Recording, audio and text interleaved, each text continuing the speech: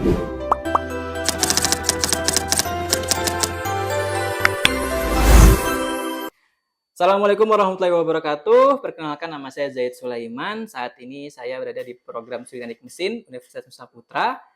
Kemudian saya memiliki bidang ilmu di teknik material, sehingga video pembelajaran yang akan saya tampilkan hari ini adalah berhubungan dengan material, yaitu mata kuliah Mekanika Kekuatan Material. Mata kuliah ini akan diberikan kepada mahasiswa pada semester 3 dengan bobot 4 SKS. Mata kuliah Mekanika Kekuatan Material ini mengajarkan mahasiswa cara untuk menentukan apakah suatu struktur akan mengalami kegagalan atau tidak pada saat menerima beban, baik itu beban aksial, torsi, dan sebagainya, serta bagaimana pengaruh tumpuan terhadap kekuatan dan bentuk struktur tersebut. Selain itu, mahasiswa juga akan diperkenalkan dengan metode simulasi analisis kegagalan menggunakan finite element method dengan berbagai macam software. Adapun capaian pembelajaran mata kuliah atau CPMK dari Mekanika Kekuatan Material ini adalah: 1. Mahasiswa mampu menganalisis keseimbangan statis partikel dan struktur serta menyusun sistem dan diagram gaya pada benda tegar yang berada dalam kondisi setimbang. Yang kedua, mahasiswa mampu menunjukkan hubungan tegangan-regangan yang terjadi akibat adanya berbagai macam jenis pembebanan, baik itu aksial, torsi, bending, geser, dan kombinasi beban. Yang ketiga, mahasiswa mampu menyusun diagram transformasi tegangan-regangan dalam bentuk 2 dimensi serta menganalisis dan grafis menentukan kegagalan statis pada suatu material. Yang keempat atau yang terakhir, mahasiswa mampu menganalisis dan mensimulasikan kegagalan statis suatu bahan menggunakan metode elemen hingga, baik secara individu ataupun dalam kelompok. Dalam penyampaian materi, saya menggunakan pendekatan Student Centered Learning atau SCL, yaitu menggunakan pembelajaran berbasis kasus atau Case-Based Learning, dan pembelajaran berbasis proyek atau Project-Based Learning. Adapun untuk case-based learning ini akan diajarkan pada sesi ke-10 dan ke-14, di mana mahasiswa akan diberikan suatu studi kasus, sebuah desain struktur, kemudian mahasiswa nanti akan melakukan simulasi tegangan, serta menganalisis apakah struktur tersebut aman atau tidak. Selanjutnya untuk project-based learning ini akan dilakukan di sesi terakhir atau sesi ke-15, di mana mahasiswa akan dibentuk dalam kelompok, kemudian akan merancang suatu struktur rangka, baik itu rangka atau mesin, kemudian melakukan analisis melalui software, dan melakukan analisis apakah struktur tersebut aman atau tidak. Adapun penilaian yang dilakukan terhadap mahasiswa atau asesmen dilakukan pada mahasiswa adalah dengan kehadiran atau keaktifan sebesar 10%, kuis 5%, tugas setiap sesi 10%, kemudian ujian tengah semester atau UTS 25%, ujian akhir semester UAS 25%, serta proyek akhir 25%. Kemudian materi perkuliahan pada mata kuliah Mekanika Kekuatan Material ini adalah terdiri dari 1. Tentang vektor, yang kedua tentang keseimbangan statik untuk partikel dan benda tegar, kemudian yang ketiga tentang analisis struktur, yang keempat mereka akan belajar tentang konsep beban, baik itu aksial, torsi, bending, lalu yang kelima akan belajar tegangan-regangan, lalu selanjutnya akan belajar tentang analisis tegangan akibat, baik itu beban tunggal atau beban kombinasi, kemudian akan belajar tentang defleksi pada balok, serta yang terakhir akan mempelajari analisis tegangan serta kegagalan statis dengan metode elemen hingga. Adapun referensi yang digunakan, terdapat beberapa buku. Pertama dari buku saya sendiri, yaitu buku Ajar Mekanika Kekuatan Material yang telah saya publikasikan pada tahun 2024. Kemudian ada buku Mekanika Teknik dari Murphy Henny. Kemudian ada buku Engineering Mechanics Statics dan Mechanics of Material edisi 9 yang dibuat oleh Hibbeler. Lalu ada buku Mechanics of Material oleh Beer. Lalu ada buku Structure and Stress Analysis oleh Maxson. Kemudian ada juga buku Mechanical Design Process oleh Ulmandi. Kemudian untuk referensi yang tadi saya juga menggunakan beberapa jurnal. Contohnya jurnal yang telah saya publikasikan, yaitu dengan judul Rancang Bangun 3D Printer FDM Model Cartesian berbasis Arduino, yang mana telah dipublikasikan pada tahun 2023 di Jurnal Material dan Proses Manufaktur. Berikut merupakan contoh suasana pembelajaran di kelas saya pada mata kuliah Mekanika Kekuatan Material sesi 6 tentang konsep tegangan. Selamat menyaksikan. Assalamualaikum warahmatullahi wabarakatuh. Waalaikumsalam warahmatullahi wabarakatuh. Selamat pagi, gimana kabarnya? Baik. Alhamdulillah, ya sehat semua ya? Nggak ada yang sakit di sini? Oke. Saat ini kita akan belajar tentang Mekanika Kekuatan Material pada sesi ke-6 gitu ya. Cuman sebelum saya lanjut, mungkin saya akan merefresh kembali gitu ya.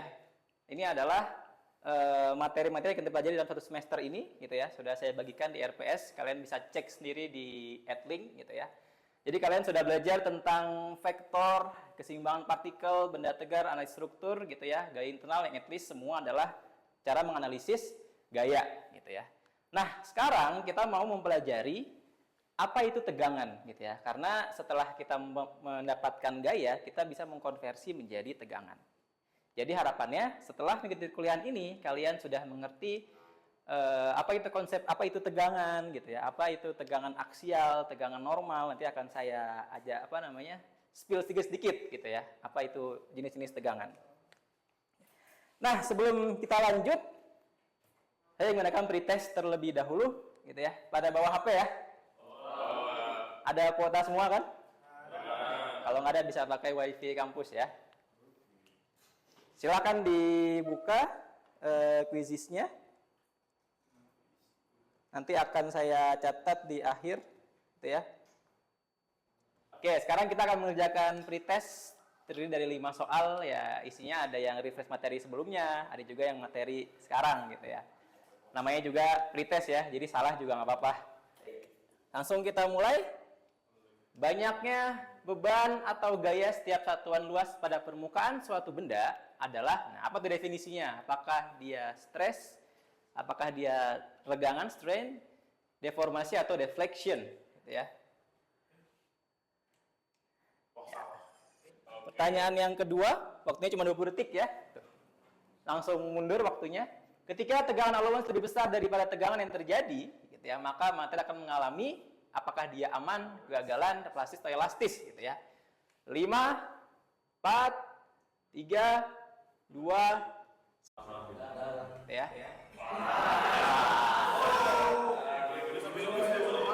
Dia pertama ada Aryan, ya. Kedua ada Alif. Siapa Alif? Ziad. Oke, Ziad Nur Alif, ya. Oh, dia soal ya. Nanti ada latihan. Lanjut. Gambar apa ini? Yang kalah.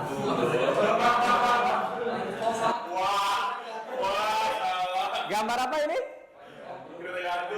Kereta gantung. Yang ini? Flying Fox. Ada yang pernah naik kereta gantung? Kalau Flying Fox? Belum juga ya. Wah, kasihan sekali, kurang liburan berarti kalian ya. Tapi kira-kira menurut kalian, gitu ya, talinya sama nggak bahannya? Beda. Kenapa bisa beda? Bebannya berbeda. Mana yang lebih besar? Yang kereta gantung, gitu ya. Karena paling nggak dia bisa buat 4 orang, gitu kan. Dan keretanya sendiri itu pasti berat, gitu ya. Kalau Flying Fox berapa orang? Satu orang. Kita kira-kira harus butuh material kuat yang mana? Yang kereta gantung, gitu ya. Makanya biasanya kalau Flying Fox cukup pakai tali ya gitu ya. Tali tambang sudah cukup. Tapi kalau untuk kereta gantung tidak mungkin menggunakan tali tambang, gitu ya. Karena dia tidak kuat. Sehingga biasanya menggunakan baja, gitu ya. Kawat baja yang tebal. Oke.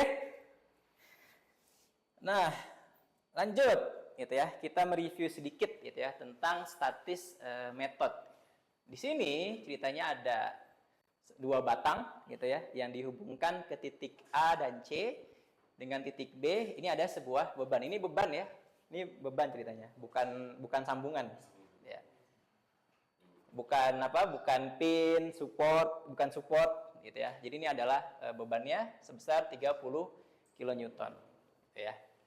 Jadi di sini kita tahu ada 2 support, gitu ya. Kemudian ada beban di titik B 30 kN, gitu ya. Dan ada batang AB dan batang AC, gitu ya. Dengan batang BC, batang BC diameter 20 mm. Kalau batang AC itu memiliki tinggi 50 mm. Gitu ya. Nah, untuk menganalisis ini, gitu ya, untuk kita mengecek apakah batang AB dan batang BC itu kuat, gitu ya. Pertama, kita harus mencari tahu dulu, yaitu gaya reaksinya. Kita harus menggambarkan diagram bebas benda. Apa itu diagram bebas benda?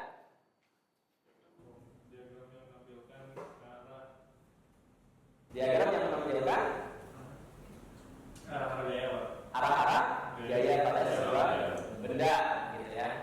Atau biasanya ditulis dengan FBD, free body diagram. Jadi kita harus menggambarkan keseluruhan benda, keseluruhan gaya yang ada pada benda, gitu ya.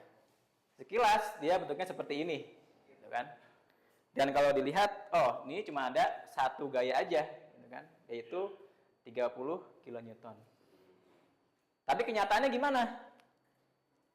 Gitu kan? Kalau misalnya hanya ada gaya ini, otomatis batang akan jatuh. Gimana supaya nggak jatuh? Ya, ada pin support, ada fix support, artinya ada gaya reaksi, gitu ya. Ada gaya reaksi yang keluar dari sambungan itu untuk menahan supaya batang ini tidak jatuh, gitu ya. Nah, kalau kita lihat karena di C dan B ini adalah pin support, gitu ya, maka di sini pastinya ada berapa gaya reaksinya? Pin support ada dua, ya. Ada di sumbu X, gitu ya. Ini apa? A ya, AX, dan ada di sumbu Y, gitu ya. Begitupun yang di C. X ada juga. Gitu ya. Step pertama kita menggambarkan diagram bebas benda terlebih dahulu. Gitu ya. Baru setelah itu kita bisa mencari gaya reaksi, gitu ya, menggunakan persamaan keseimbangan. Gitu ya. Ada 3 ya. Ada sigma F, gitu ya. Total gaya itu ada yang X sama dengan 0. Ada juga total gaya di sumbu Y sama dengan 0. Dan apa yang ketiga? Momennya ya. Rotasinya dia harus sama dengan 0, gitu ya. Tapi ini tergantung dari di mana titik awalnya. Gitu ya, rotasinya ada di mana. Oke, saya lanjut aja ya. Nah, di sini saya menggunakan sigma moment dengan porosnya di C. Kenapa porosnya di C? Gitu ya, untuk mengabaikan gaya reaksi di sumbu C. Gitu ya. Jadi CX sama CY nggak ada dia. Gitu. Dan AY juga tidak akan ada. Kenapa? Karena sejajar dengan titik C-nya, gitu ya. Makanya kalau kita pakai sigma moment, porosnya di C itu hanya ada AX, gitu ya, dan 30. Dan yang perlu diingat, ini dia harus tegak lurus, gitu ya. Karena kan momen atau torsi itu kan kalau sejajar dia tidak akan berputar ya. Harus tegak lurus supaya dia berputar, gitu ya. Beda sama F itu gaya translasi, gitu ya. Oke. Dari momen poros di C kita dapat AX-nya adalah 40 kilonewton, gitu ya. Kemudian kita menggunakan sigma Fx sama dengan 0, gitu ya. Ada berapa gaya di sumbu X? Di sini ada 2. Ada AX dan ada CX, gitu ya. Berarti kita tulis ini AX plus CX sama dengan 0. Gitu kan, karena mereka semua searah, gitu ya, sejajar, searah, gitu. Maka kita bisa mendapatkan di sini CX-nya adalah minus 40. Apa artinya minus? Ke kiri, X berlawanan. Berlawanan dengan asumsi kita ya. Jadi yang awalnya ke kanan ini berarti jadi ke kiri, gitu ya. Oke, lalu lanjut ke AY. Ada berapa gaya di sumbu Y? Ada 3, apa aja? AY, CY, dan 30, gitu ya. Ya kan, ada AY, CY, 30, gitu. Nah, dapat persamaan 1.3 ini disimpan dulu nih, gitu ya. Nah, ini agak special case ya, karena di setiap titik dia ada 2 sambungan, gitu. Ada 2 gaya reaksi. Makanya kalau di sini kita bisa menggunakan special case, gitu ya, dengan menganalisa hanya 1 batang saja. Gitu. Itu kita mulai di batang AB, gitu ya. Jadi kalau kita gambarkan batang AB, Di sini ada AX, ada AY, gitu ya. Dan ada BY dan BX juga, gitu ya harusnya. Maka di sini kita bisa mendapatkan bahwasannya dengan momen porosnya di B, gitu ya. Dia akan dapat di sini AY sama dengan 0, gitu ya. Karena kalau kita porosnya di A, gitu kan, nanti kita sudah dapat CX ya, udah nggak perlu, gitu ya. Kita kan butuhnya di sumbu Y antara AY sama CY. Jadi mau porosnya di A, mau di C itu sama aja, nggak bakal ada, gitu kan. Tapi kalau porosnya di B, nanti AY CY bakal muncul lagi, gitu kan. Yang akhirnya tidak terpecahkan, sehingga kita menggunakan special case di sini hanya satu batang saja, gitu ya. Oke. Jadi kita dapat di sini ya, AX-nya adalah 40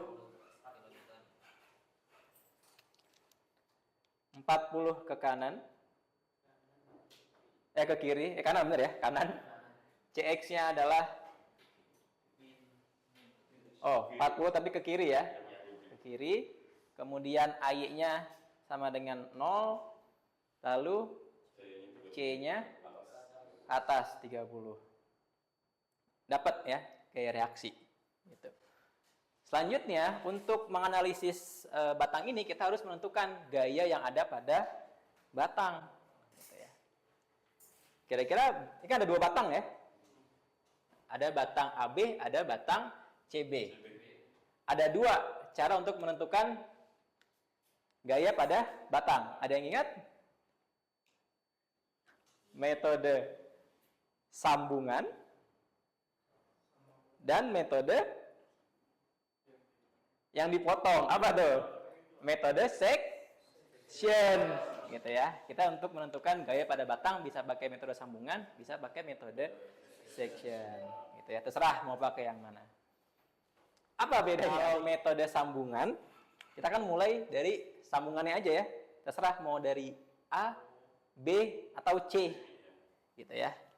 Contoh misalnya di C gitu ya. Atau A aja ya, lebih simpel ya karena A-nya 0. Ya udah A aja lah. Coba kalau CY deh, ini titik C gitu ya. Di sini ada CY ke atas gitu ya, kemudian CX ke kiri. Dan di sini ada gaya apa nih? Ada yang ingat? Ini gaya apa? Gaya pada batang CB. Ini saya warnakan merah karena masih asumsi ya. Kita belum tahu ini arahnya benar atau enggak. Gitu ya. Hanya ke bawah. Gitu. Nah ini kita bisa menentukan apakah arahnya tarik atau tekan. Gitu ya. Oke, jadi kita di sini bisa menggunakan metode sambungan ya. Stepnya sama, kita bisa menggunakan metode sambungan. Pertama menggambarkan diagram bebas benda. Ini seperti keseimbangan partikel, gitu ya. Kita bisa pakai sigma fx, bisa juga pakai sigma fy. Terserah mau pakai yang mana, gitu ya. Tapi sini saya sederhananya, gitu ya. Saya menggunakan metode segitiga, gitu ya. Karena saya sudah mendapatkan di sini 30 kN ya, gitu ya. Jadi ini seperti segitiga Pitagoras, gitu ya. Kalau bawahnya 30, kemudian di sini AB-nya adalah itu ya, perbandingannya kan dia 3, 4, 5, berarti AB-nya adalah 4, BC-nya di sini berapa? 5, gitu ya. Sehingga kalau di sini 30, otomatis sini berapa? 40. BC-nya 50. Ya. Nah, sekarang kita lihat di sambungan B. Di sini ya, di sambungan B-nya. Ini batang AB tekan apa tarik? Tekan. Karena dia arahnya ke dalam. Kalau BC? Tarik, gitu ya. Karena dia arahnya ke luar. Nah, sehingga kita bisa menentukan di sini BC adalah tarik, AB adalah tekan, gitu ya. Karena gaya pada sambungan sama dengan gaya pada batang, gitu ya. Gaya BC-nya berapa? 50 ya. Gaya AB-nya 40, gitu ya. Nah, setelah kita mendapatkan gaya pada batang, kita bisa menentukan tegangannya. Apa itu tegangan? Ini ya, gaya persatuan luas. Dan dia terdistribusi pada seluruh area. Jadi, rumusnya apa, Pak? Rumusnya adalah F per A, gitu ya. Bacanya apa nih? Sigma, gitu ya. F adalah gaya, A adalah luas penampang, gitu ya. Satuannya apa, Pak? Satuannya ada dua sebetulnya ya. Kalian bisa pakai Newton per meter kuadrat, satuan internasional ya, atau bisa disebut sebagai Pascal, ya. Kalau MPa itu dia Newton per milimeter kuadrat. Atau bisa menggunakan satuan US gitu ya. Siapa tahu ada yang mau ke Eropa gitu kan. Harus terbiasa dengan satuan US ya. Ada pounds, ada kilopounds gitu ya. Atau juga inch square. Sehingga nanti tegangannya adalah PSI atau KSI, ya, tergantung. Nah, lanjut ke batang tadi, gitu ya, batang yang ini. Kalau batang di BC ada gaya sebesar 50 kN dan kita katakan stress allowance atau tegangan yang diizinkan adalah 165 MPa. Pertanyaan saya, apakah batang ini akan aman? Gimana cara nyari tahunya? Rumus tegangan apa? Nih ya, F per A. F-nya berapa tadi? F-nya 50 50 per A. kali 10 pangkat 3 ya, karena kan kilo ya. Luas penampangnya gimana ngitungnya? Penampangnya bentuknya apa? Penampangnya? Lingkaran. Berarti kita perlu menghitung luas dari lingkaran. Apa rumus luas lingkaran? PR kuadrat ya, 3,14 kali R-nya berapa? R-nya 10. 10. Berapa jadinya nih? 10 kuadrat ya. Berarti 314 ya. 50 kali 10 pangkat 3 dibagi 314. Berapa? Berapa jawabannya? 159. Gitu ya. Satuannya apa nih? MPa atau PA kira-kira? MPa. Dari mana? Kita lihat dari gayanya ya. Newton. Luas penampangnya apa tadi? Meter atau milimeter? Milimeter ya. Jadi milimeter kuadrat sama dengan MPa. Selanjutnya kita bandingkan tegangan yang sebenarnya gitu ya, atau yang didesain 1,9 MPa dengan tegangan allowance-nya. Ya kan? Tegangan allowance-nya berapa? 165. Tegangan sebenarnya? Gedean mana? Allowance. Artinya apa? Benda aman gitu ya. Karena ternyata kekuatannya lebih besar daripada tegangan yang diterapkan. Ya. Nah, ini ya, kalau misalnya dia lebih besar tegangannya, yang tegangan allowance lebih besar daripada tegangan yang sebenarnya, maka dia katakan aman. Oke, sekarang kalau saya ganti di sini, misalnya dengan FBC yang sama 50, tapi material cuma ada 100 MPa.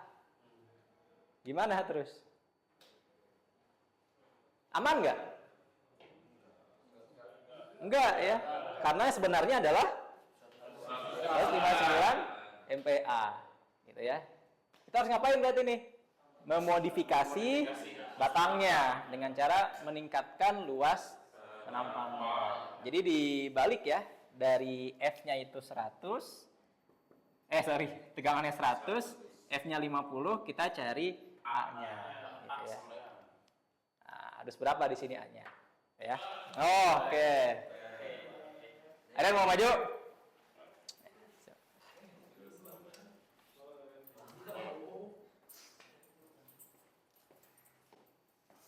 Yang lain gimana? Ada pertanyaan? Ada Pak, pertanyaan Pak. Sambil menunggu Aryan ya. Baik Pak. Misal nih Pak, kita punya sebuah batang. Nah, batang itu rumit Pak. Apakah memungkinkan dilakukan perhitungan ini Pak? Kayak dimensinya, dari segi dimensi dan gayanya itu banyak. Apakah memungkinkan? Oke. Jadi ini sudah lebih kompleks ya bentuknya ya. Versi di lapangan gitu ya. Kalau realitanya kita tidak menghitung manual seperti ini ya. Kita bisa menggunakan simulasi gitu ya. Ada software ANSYS, Inventor gitu ya. Cuma tetap kita harus tahu dari mana asal angka-angka tersebut. Gitu ya. Jadi tetap harus tahu paling nggak basicnya lah. Jangan sampai nanti kalian sudah simulasi tapi nggak tahu dari mana asalnya gitu kan. Jangan sampai jadi seperti itu. Ada yang mau bertanya lagi? Oh iya, gimana? Siapa Reza ya? Reza, Pak. Oh. Gimana? Ya. Jika kita dari kan nyari tahu tentang tegangan yang diterima dari batang-batang tersebut ya Pak. Nah, nanti itu ada pengaruhnya nggak ke spesifikasi material yang digunakan Pak? Oke. Ke spesifikasinya ya. Ya. Kalau bebannya tidak akan berubah ya, karena kan pada dasarnya material itu punya spek sendiri, punya keunikan sendiri. Cuman nanti penerapannya lah yang akan berpengaruh gitu ya, aman atau enggak. Itu bisa dilihat dari simulasi itu contohnya. Gitu ya. Jadi tidak akan merubah materialnya, tetap material punya keunikan sendiri. Oke, sudah Aryan? Sudah Pak, selesai Pak. Oke, berapa jawabannya? 25,2 mm. Oke, berubah ya. Jadi dia berubah diameternya yang awalnya 20 mili menjadi 25,2 mili. Ya. Baru dia akan aman. Maka sini yang dibutuhkan adalah 25,2 atau kita besarin lagi ya. 26 mm ya. Jadi minimal harus 26 mm untuk desain batang AB ini.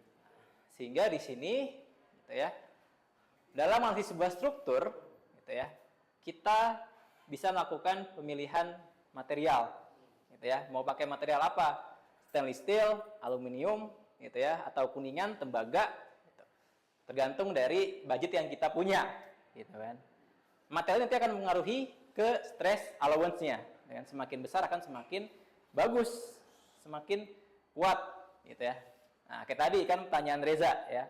Apakah beban mempengaruhi materialnya? Enggak gitu ya. Jadi setiap material punya sifat-sifat sendiri, tensile strength gitu ya, yield, hardness dan lain-lain gitu ya.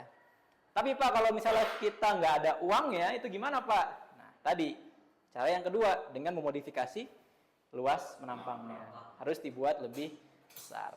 Jadi itu adalah pilihan ya. Kita sebagai engineering teknik mesin gitu ya, bisa melakukan pemilihan materialnya supaya kekuatannya semakin tinggi gitu ya.